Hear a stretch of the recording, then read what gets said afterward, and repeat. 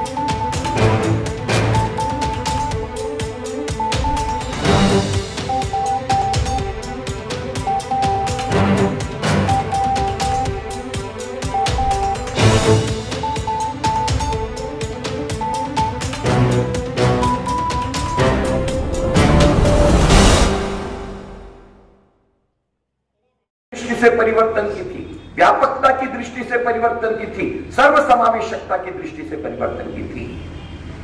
अगर ऐसा न हुआ होता तो आप सोचिए, जिस देश को, जिस उदार संस्कृति को हम विद्यादायिनी संस्कृति कहते हैं, उस समाज के अंतर्गत शिक्षा के एकाधिकार के औचित्य का प्रतिपादन क्या इस समाज के अंतर्गत नहीं हुआ? और क्या नहीं होता? तात्पर्य क्या है? अगर शिक्षा के माध्यम से इंसानी जिंदगी के अंतर्गत परिवर्तन होते हैं तो फिर कुछ केवल चुनिंदा वर्गों के लिए शिक्षा की व्यवस्था ये निर्घट अगर नहीं है तो ये क्या है?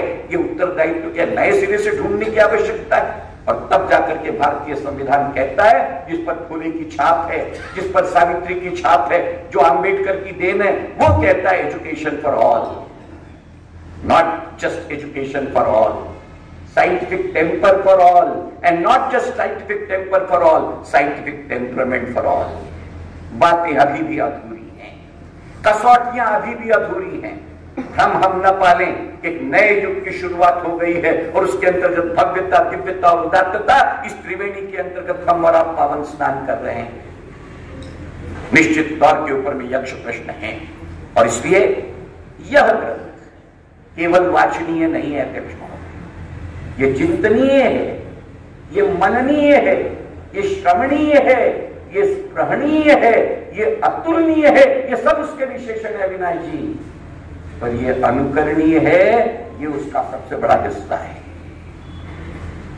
हम निशानों को केवल जिंदा रखने का अध्यक्ष महोदय काम किया करते हैं कि इनके निशान, वो उनके निशान, वो उनके निशान, और आपने ठीक कहा, अब तो निशानों के ऊपर में भी एकाधिकार हो गए हैं। शायद बहुत सुंदर शब्दों के अंतर्गत कहता अध्यक्ष महोदय कि निशान वो मिटे नहीं, निशानों को तो मिट जाना चाहिए था, निशान वो मिटे नहीं कि हम कभी चले नहीं, हम चल गए होते तो निशान मिट गए होते, हमारे कदमों के निशान पड़ गए होते।